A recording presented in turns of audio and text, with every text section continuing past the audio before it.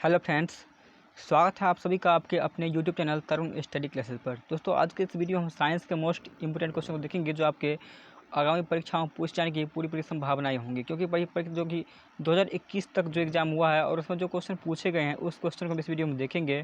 तो वीडियो को आप लोग कंप्लीट देखिएगा, और अगर चैनल पर पहली बार विजिट कर रहे हैं तो आप चैनल को सब्सक्राइब करके और बेल नोटिफिकेशन को भी ऑन कर लीजिएगा, जिससे यहाँ पर हर वीडियो की नोटिफिकेशन आपको टाइम पर मिलते रहे।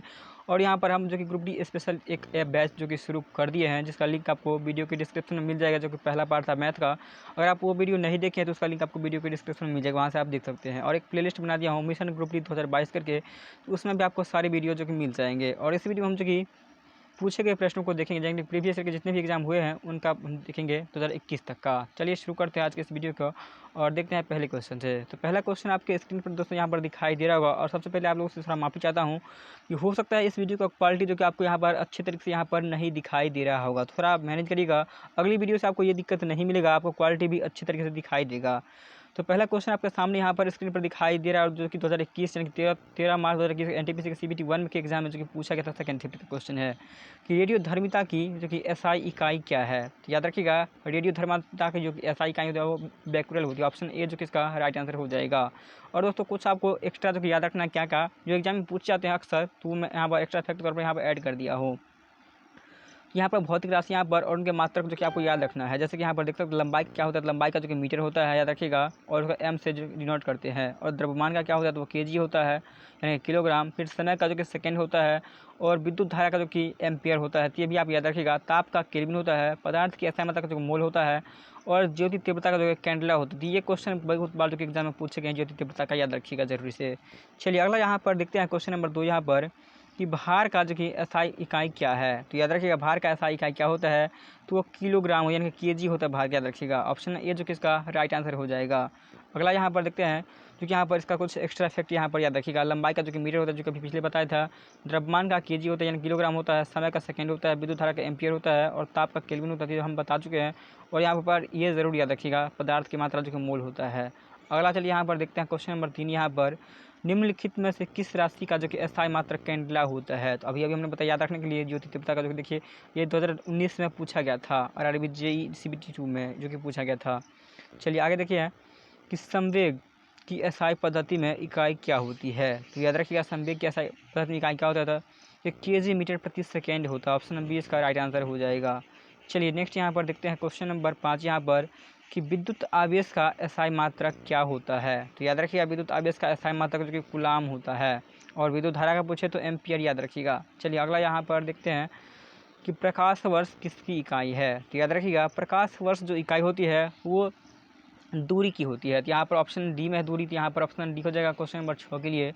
और दोस्तों, ये क्वेश्चन जो कि कई बार एग्जाम में पूछ लिया जाता है कि प्रकाश वर्ष यानी कि एक प्रकाश वर्ष बराबर कितना होता है। याद रखिएगा, 9.46 × 10⁻15 मीटर होता है। याद रखिएगा, ये जरूर याद रखिएगा।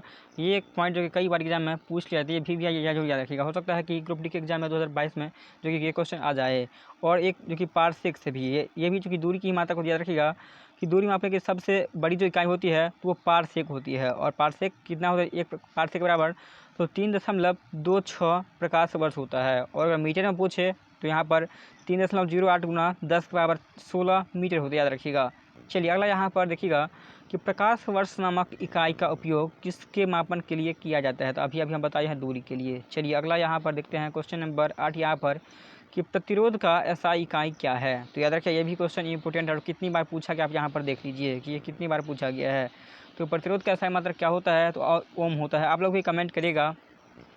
और अगला क्वेश्चन यहाँ पर देखिएगा, किस भौतिक राशि का मात्रक ओम होता है। तो प्रतिरोध का अभी हमने बताया था दोस्तों, तो 9 के लिए ऑप्शन ए हो जाएगा, प्रतिरोध का SI मात्रक ओम होता है। अगला प्रश्न यहाँ पर देखिएगा कि किसी पिंड पर लगाए गए बल द्वारा किया गया कार्य पिंड द्वारा लगाए गए बल की दिशा में तय की गई दूरी और लगाए गए बल की मात्रा के गुणनफल के बराबर होता है।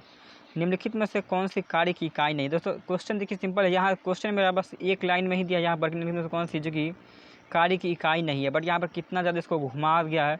और देख सकते हैं ये 2021 के एनटीपीसी के CBT 1 में जो कि पूछा गया था क्वेश्चन। तो आप देख सकते हैं क्वेश्चन का जो कि लैंग्वेज बदल गया है और कितना घुमा के क्वेश्चन को पूछ रहा है। तो इस तरीके से आप अनुमान लगा सकते हैं कि 2022 का जो एग्जाम होगा इसमें भी कैसा क्वेश्चन आपका रह सकता है। तो इसका आंसर जो कि ऑप्शन नंबर यहाँ पर क्वेश्चन है कि कौन सी जो कि इकाई नहीं है। तो इसके लिए यहाँ पर जो कि किलोग्राम मीटर प्रति सेकेंड, ऑप्शन नंबर ए इसका राइट आंसर हो जाएगा। चलिए अगला यहाँ पर देखते हैं कि लेंस की शक्ति की एसआई इकाई क्या है। याद रखिएगा, लेंस की शक्ति की एसआई इकाई क्या होता है, तो वो डायोप्टर होता है, जिसको डी से डिनोट करते हैं। ऑप्शन बी इसका जो कि करेक्ट आंसर हो जाएगा।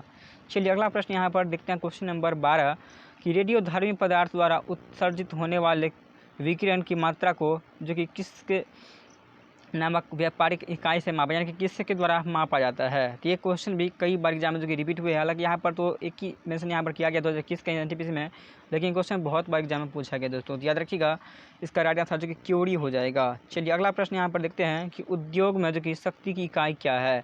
तो उद्योग में शक्ति की इकाई क्या है, ये क्वेश्चन भी इंपॉर्टेंट है। याद रखिएगा, इसका राइट आंसर जो कि ऑप्शन नंबर डी हो जाएगा, अश्व शक्ति हो जाएगा। और दोस्तों एक और क्वेश्चन जो कि आपसे एग्जाम में पूछा जाता है कि एक अश्व शक्ति बराबर कितना होता है, जिसको एचपी हॉर्स पावर बोलते हैं। जब भी आप बड़े बड़े मशीन खरीदने जाते हैं, जैसे होंडा खरीदने जाते हैं, तो आपसे पूछा जाता है दुकान पर कि कितना एचपी का आपको चाहिए, तो वही होता है यहाँ पर अश्व शक्ति, जिसको हॉर्स पावर बोलते हैं। कि एक एचपी बराबर कितना होता है, याद रखिएगा कि ये 746 वाट के बराबर होता है। याद रखिएगा 746 वाट। चलिए यहाँ पर लिख देते हैं, याद रखिएगा एक अश्व शक्ति बराबर कितना होता है, तो 746 वाट के बराबर होता है।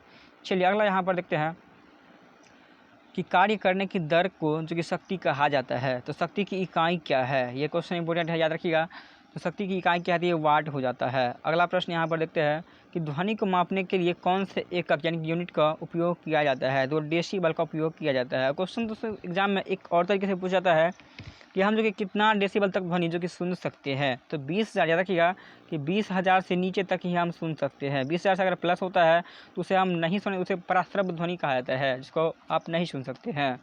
चलिए अगला यहाँ पर देखते हैं कि ध्वनि के माप की यूनिट क्या है। तो अभी डेसीबल याद रखिएगा, अभी रिपीट था क्वेश्चन। अगला प्रश्न देखिए कि ध्वनि प्रदूषण को जो कि किसके पदों के अनुसार मापा जाता है। ये भी क्वेश्चन इंपॉर्टेंट है। और क्वेश्चन का जो कि लैंग्वेज केवल घुमाया, बाकी क्वेश्चन यहाँ पर सेम ही है। तो 17 के लिए ऑप्शन नंबर डी देखिए डेसीबल हो जाएगा। चलिए अगला यहाँ पर देखिएगा कि एसआई प्रणाली में प्रतिबल की माप इकाई क्या है। तो प्रतिबल की माप इकाई क्या है, याद रखिएगा ये जो कि यहाँ पर ऑप्शन नंबर सी हो जाएगा, न्यूटन प्रति मीटर स्क्वायर हो जाएगा। अगला प्रश्न यहाँ पर देखिएगा कि निम्न को मिलान कीजिए। यहाँ पर चुंबकीय फ्लक्स यहाँ पर दिया गया है, फिर यहाँ पर स्वप्रेरण दिया, और यहाँ पर चुंबकीय फ्लक्स घनत्व है एक जगह। तो दोस्तों यहाँ पर अगर चुंबकीय फ्लक्स डायरेक्ट होता तब तो यहाँ पर इसका जो कि हेनरी हो जाता यहाँ पर, लेकिन यहाँ पर ऐसा यहाँ पर नहीं है। यहाँ पर चुंबकीय फ्लक्स जो कि टेस्ला हो जाएगा इसका सीधा। फिर यहाँ पर स्वप्रेरण यहाँ पर यहाँ पर चुंबकीय फ्लक्स स्वप्रेरण के यहाँ पर जो कि हेनरी हो जाएगा, और चुंबकीय फ्लक्स का टेस्ला हो जाएगा। तो ऐसा किस ऑप्शन में है, तो ऑप्शन नंबर डी मुझे यहाँ पर नज़र आ रहा है। ऑप्शन डी में यहाँ कि एक का ए, 2 का सी और 3 का बी। ऑप्शन नंबर डी इसका राइट आंसर हो जाए क्वेश्चन नंबर 19 के लिए।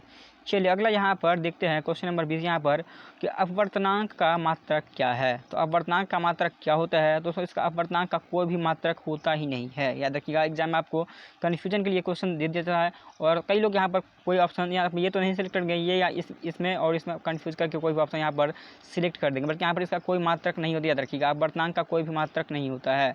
अगला प्रश्न यहाँ पर देखिए, निम्न में से किसे जूल में मापा जाता है। याद रखिए, जूल में किसे मापा जाता है, क्वेश्चन इंपॉर्टेंट है कि ऊर्जा को जो कि जूल में मापा जाता है। अगला प्रश्न यहाँ पर देखिएगा, चलिए यहाँ पर कुछ मात्रक पहले यहाँ पर देख लेते हैं। ऊर्जा और तथा कार्य, याद रखिए ऊर्जा और कार्य दोनों का मात्रक को जूल होता है। फिर यहाँ पर वेग का जो कि मीटर प्रति सेकेंड होता है, और यहाँ पर बल का जो कि न्यूटन होता है, शक्ति का वाट होता है, और दाब का पास्कल होता है, और फिर तरंग दैर्घ्य का जो कि एंगस्ट्रम होता है। तो इन सारे मात्रक को अच्छे तरीके से याद रखिएगा, इंपॉर्टेंट है। अगला यहाँ पर देखिए, निम्नलिखित में से किसकी इकाई जो कि ऊर्जा की इकाई के समान है, यानी कौन सी ऐसा यूनिट है जिसका जो कि मापक ऊर्जा के समान है। तो क्वेश्चन नंबर 22 के लिए यहाँ पर ऑप्शन नंबर सी जो कार्य का याद रखिएगा, कार्य का जो यूनिट वो होता है तो वही ऊर्जा जूल होता है, और फिर ऊर्जा का भी जूल होता है, याद रखिएगा। चलिए अगला यहाँ पर देखिएगा, शक्ति की इकाई को क्या कहा जाता है। तो शक्ति की इकाई को क्या कहा जाता है, अभी हमने आपको बताया था, तो इसका याद रखिएगा वाट हो जाएगा। चलिए अगला यहाँ पर देखिएगा कि निम्नलिखित में से किसकी जो कि कोई इकाई नहीं होती है। तो याद रखिएगा, सापेक्षिक घनत्व का भी कोई इकाई नहीं होती है। और एक साथ यहाँ पर हो सकता है ऑप्शन में यहाँ पर अपवर्तनांक भी दे दे, याद रखिएगा अपवर्तनांक भी यहाँ पर आपको मिल सकता है। इन दोनों की कोई भी इकाई जो कि नहीं होती, याद रखिए अपवर्तनांक का और सापेक्षिक घनत्व का जो कि कोई भी यूनिट नहीं होता है। तो इन दोनों को आप अच्छे तरीके से याद रखिएगा, एग्जाम में हो सकता है यहाँ पर यही ऑप्शन आपको मिल जाए। चलिए अगला प्रश्न यहाँ पर देखते हैं कि एम्पियर सेकेंड किसकी मात्रक यानी कि इकाई है। तो याद रखिएगा, एम्पियर सेकेंड किसकी इकाई है, तो इसका राइट आंसर जो ऑप्शन नंबर आवेश का इकाई है, याद रखिएगा ऑप्शन नंबर ए इसका राइट आंसर हो जाएगा। चलिए नेक्स्ट यहाँ पर देखते हैं कि गैलन जो कि सामान्यतः किससे इस्तेमाल किया यानी किसके लिए इस्तेमाल किया जाता है। तो याद रखिए गैलन का जो इस्तेमाल किया जाता है तो वो आयतन के माप के रूप में इस्तेमाल किया जाता है। गैलन में जैसे कि आप तेल डालते हैं, दूध डालते हैं या पानी डालते हैं तो वो आयतन की माप को बताता है गैलन के द्वारा। ऑप्शन नंबर सी इसका राइट आंसर हो जाएगा। चलिए नेक्स्ट यहाँ पर देखते हैं कि अनौपचारिक रूप से खगोलीय दूरी को व्यक्त करने के लिए जो कि लंबाई की कौन सी इकाई का प्रयोग किया जाता है। तो याद रखिएगा क्वेश्चन नंबर 27 के लिए जो ऑप्शन नंबर सी हो जाएगा प्रकाश वर्ष हो जाएगा। अगला प्रश्न यहाँ पर देखिएगा कि रेसिस्टेंस की यूनिट इकाई यानी कि उसका इकाई क्या होता है। तो याद रखिएगा रेसिस्टेंस की इकाई क्या हो, जिसको आप वोल्ट बोलते हैं तो उसी को इंग्लिश में यहाँ पर रेसिस्टेंस यहाँ पर दिया गया है। तो 28 के लिए ऑप्शन नंबर सी याद रखिएगा ओम का जो याद रखिएगा ऑप्शन नंबर सी यहाँ पर जो कि करेक्ट हो जाएगा। और आगे यहाँ पर देखिएगा कि एम्पियर जो कि विद्युत धारा का होता है, फिर यहाँ पर वाट जो कि शक्ति का होता है, प्रतिरोध फिर यहाँ पर प्रतिरोध दिया जाएगा, प्रतिरोध जिसको रेसिस्टेंस बोलते हैं तो ओम हो जाएगा, और विभवांतर का जो कि वोल्ट हो जाएगा। अगला प्रश्न यहाँ पर देखिएगा कि दबाव की जो कि स्थायी इकाई क्या है। ये क्वेश्चन देखिए कितना बार एग्जाम में ये क्वेश्चन जो कि पूछा गया है, कम से कम ये 8 से ज़्यादा बार यहाँ पर पूछा गया क्वेश्चन, और ये काफ़ी ज़्यादा इंपॉर्टेंट हो जाता है क्योंकि यहाँ पर जो क्वेश्चन ज़्यादा बार पूछ जाते हैं तो वही क्वेश्चन अक्सर एग्जाम में रिपीट हो जाते हैं। तो क्वेश्चन नंबर 29 के लिए यहाँ पर जो कि right answer option number B हो जाएगा। रखिएगा न्यूटन वर्ग मीटर, दबाव की इकाई क्या है तो न्यूटन वर्ग मीटर याद रखिएगा, या न्यूटन मीटर स्क्वायर, इस तरीके से भी ऑप्शन आपको मिल सकता है, याद रखिएगा न्यूटन मीटर स्क्वायर इस तरीके से भी आपको मिल सकता है ऑप्शन। चलिए अगला प्रश्न यहाँ पर देखते हैं कि डॉटर को पृथ्वी से लेकर सूर्य तक की अनुमानित दूरी की लंबाई की यूनिट है। तो आपको क्वेश्चन थोड़ा इस बार घुमा के दिया है, तो याद रखिएगा इसका जो कि राइट आंसर क्वेश्चन नंबर 30 के लिए ऑप्शन नंबर बी हो जाएगा एस्ट्रोनॉमिकल यूनिट। ये क्वेश्चन बहुत न्यू है, यानी कि क्वेश्चन जो कि 2016 के बाद एग्जाम में अभी तक पूछा नहीं गया है। तो हो सकता है ये क्वेश्चन जो कि आपके ग्रुप डी के एग्जाम में पूछा जाने की पूरी संभावनाएं हैं, क्योंकि क्वेश्चन बहुत बार पूछा नहीं गया, तो हो सकता है इस बार डाल दे, क्योंकि 1 शिफ्ट या 2 शिफ्ट में तो एग्जाम होने वाला है नहीं, काफ़ी शिफ्ट में काफ़ी लंबे समय तक एग्जाम चलने वाला है, क्योंकि बहुत ज़्यादा कैंडिडेट का जो कि अप्लाई हुआ है इसमें, और एग्जाम थोड़ा लंबा चलेगा। तो क्वेश्चन आएगा कहाँ से, क्वेश्चन यही दोस्तों प्रीवियस में जो पूछे गए हैं वही क्वेश्चन बार बार रिपीट होते रहेंगे। चलिए आगे देखते हैं क्वेश्चन नंबर यहाँ पर 31 यहाँ पर कि बल की इकाई क्या है। तो याद रखिएगा बल की इकाई क्या होता है, तो जो कि किलोग्राम मीटर प्रति सेकंड स्क्वायर होता है, याद रखिएगा। चलिए अगला प्रश्न यहाँ पर देखते हैं क्वेश्चन नंबर 32 यहाँ पर कि बल यानी कि फोर्स की एसआई यूनिट क्या है। तो याद रखिएगा बल की एसआई यूनिट क्या है, ये न्यूटन हो जाएगा, ऑप्शन नंबर बी इसका राइट आंसर हो जाएगा। और साथ साथ दोस्तों आप याद रखिएगा ताप का क्या होता है, केल्विन होता है, बल का जो कि न्यूटन होता है, दाब का पास्कल होता है, और विद्युत धारा का एम्पियर होता है। जितने भी यहाँ पर एक्स्ट्रा फैक्ट यहाँ पर दिए गए हैं उन सभी को अच्छे तरीके से याद रखिएगा। चलिए नेक्स्ट यहाँ पर देखते हैं कि निम्नलिखित में से कौन सी जो कि मात्रा और उसकी एसआई इकाई सही रूप से सुमेलित नहीं है। तो यहाँ पर देखिए फ्रीक्वेंसी का हर्ट्ज यानी कि ध्वनि का भी यहाँ पर दिया है, ये सही है। फिर यहाँ पर मैग्नेटिक फ्लक्स, इसका यहाँ पर टेस्ला यहाँ पर जो कि दिया गया है। और आगे यहाँ पर देखिए प्रेशर का यानी कि दबाव का जो कि पास्कल दिया गया है, या दबाव जिसको बोलते हैं पास्कल दिया गया है। और फिर यहाँ पर जो कि इलेक्ट्रॉनिक कंडक्शन का यहाँ पर जो कि सीमेंट्स दिया गया है। तो यहाँ पर कौन सा ऑप्शन आपको गलत है ये आपको यहाँ पर जो कि सिलेक्ट करना है। तो यहाँ पर मुझे लगता है कि ऑप्शन नंबर बी यहाँ पर जो कि बिल्कुल यहाँ पर गलत है। यहाँ पर मैग्नेटिक फ्लक्स का यहाँ पर टेस्ला नहीं होता है, चुंबकीय फ्लक्स का टेस्ला होता है, ये यहाँ पर गलत दिया हुआ है। चलिए आगे यहाँ पर देखते हैं, यानी कि ऑप्शन नंबर बी ही इसका right answer option number B ही हो जाएगा, क्योंकि यहाँ पर गलत ही हमसे पूछ रहा था। अगला देखिए विस्थापन की एसआई इकाई क्या है। दोस्तों विस्थापन की एसआई इकाई क्या है, ये मीटर हो जाएगा, ऑप्शन नंबर ए इसका जो कि राइट आंसर हो जाएगा क्वेश्चन नंबर 34 के लिए। अगला प्रश्न यहाँ पर देखिएगा कि विभवांतर की एसआई इकाई क्या है। तो विभवांतर की एसआई इकाई क्या है याद रखिएगा, और पिछले हम बता भी चुके हैं वोल्ट होता है। चलिए आगे बढ़ते हैं, चुंबकीय फ्लक्स की स्थायी इकाई क्या है, ये भी क्वेश्चन आप देखकर ही आंसर बता सकते हैं, क्योंकि क्वेश्चन भी रिपीट हो गया है, यानी कि एग्जाम में बहुत बार ये रिपीट हुआ है। तो ऑप्शन नंबर डी याद रखिएगा, चुंबकीय फ्लक्स का वेबर हो जाएगा। अगला प्रश्न यहाँ पर देखिएगा, उससे पहले यहाँ पर कुछ राशि को जो यहाँ पर नीचे दिखाई दे उसे याद कर लीजिए। धारिता का जो कि फैराडे होता है, तो उसके बाद यहाँ प्रेरक तत्व का यहाँ पर हेनरी होता है, और यहाँ पर दाब का जो कि पास्कल होता है, और चुंबकीय फ्लक्स का वेबर होता है। चलिए नेक्स्ट यहाँ पर देखते हैं, अगला देखते क्वेश्चन नंबर 37 यहाँ पर कि शक्ति की अंतर्राष्ट्रीय इकाई क्या है। तो याद रखिएगा शक्ति की अंतर्राष्ट्रीय इकाई क्या है, तो अंतर्राष्ट्रीय इकाई जो तो वाट होता है, ऑप्शन नंबर ए जो कि इसका राइट आंसर हो जाएगा क्वेश्चन नंबर 37 के लिए। अगला यहाँ पर देखिएगा क्वेश्चन नंबर 38 यहाँ पर कि जी के मान की एसआई इकाई वैसी ही है जैसे कि एक जैसी जो डॉलर की एसआई, यानी कि कौन सा समान होता है। तो क्वेश्चन नंबर 38 के लिए यहाँ पर ऑप्शन नंबर डी हो जाएगा, त्वरण याद रखिएगा। अगला प्रश्न यहाँ पर देखिएगा कि न्यूटन प्रति मीटर स्क्वायर केजी स्क्वायर की एसआई इकाई क्या है। तो ये क्वेश्चन भी एग्जाम में बहुत बार दोस्तों रिपीट हुआ है। 2018 के बाद ये हालांकि 2021 में यहाँ पर नहीं पूछा गया है, लेकिन इससे पहले भी ये 2012 में और 2016 में भी ये क्वेश्चन जो कि पूछा गया था आरआरबी यानी एनटीपीसी के एग्जाम में। तो क्वेश्चन नंबर 39 के लिए यहाँ पर जो कि ऑप्शन नंबर डी हो जाएगा, गुरुत्वाकर्षण के सार्वभौमिक नियतांक, याद रखिएगा। अगला प्रश्न यहाँ पर देखिएगा कि प्रतिरोधकता की एसआई इकाई क्या है। ये ओम मीटर हो जाएगा प्रतिरोधकता की एसआई इकाई। अगला देखिए यहाँ पर क्वेश्चन नंबर 41 की भार की एसआई इकाई जो कि किसकी एसआई इकाई के बराबर, यानी कि भार का जो एक एसआई इकाई होता है वही किस और का इकाई होता है। ये यहाँ से पूछा कि कौन से दो इकाई जो कि समान होते हैं। तो क्वेश्चन नंबर 41 के लिए यहाँ पर ऑप्शन नंबर सी रखिएगा, बल का एसआई, बल का जो इकाई होता है वही होता है यानी कि न्यूटन होता है और इसका भी यहाँ पर न्यूटन हो जाएगा। चलिए नेक्स्ट यहाँ पर देखते हैं कि किस चाल डॉटर की चाल के अंतर्राष्ट्रीय यानी कि चाल की अंतर्राष्ट्रीय इकाई क्या है। ये मीटर प्रति सेकंड, याद रखिएगा, चाल की अंतर्राष्ट्रीय इकाई होता है। अगला प्रश्न यहाँ पर देखिएगा कि निम्न में से किन दो भौतिक राशियों की इकाई एक ही है। तो याद रखिएगा किन दो भौतिक राशियों की इकाई जो कि एक ही है। ये क्वेश्चन भी इम्पोर्टेंट है। तो ऑप्शन नंबर यहाँ पर देखिए दोस्तों बी भी हो सकता है यहाँ पर जो कि बल और उत्प्रेक्ष बल हो सकता है, या फिर यहाँ पर डी भी बल और भार, ये दोनों ऑप्शन हो सकता है।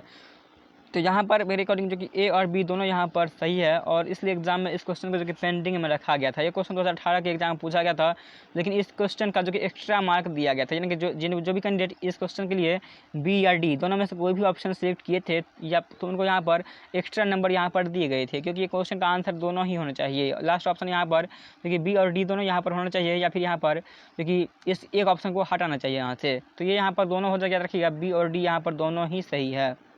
चलिए नेक्स्ट यहाँ पर देखते हैं अगला क्वेश्चन नंबर 44 यहाँ पर कि मीटर प्रति सेकंड स्क्वायर निम्नलिखित में से किसकी एसआई इकाई है। तो ऑप्शन नंबर कौन सा हो जाएगा, तो ऑप्शन नंबर डी, देखिए त्वरण हो जाएगा, जो कि 2018 के थर्ड में पूछा गया था।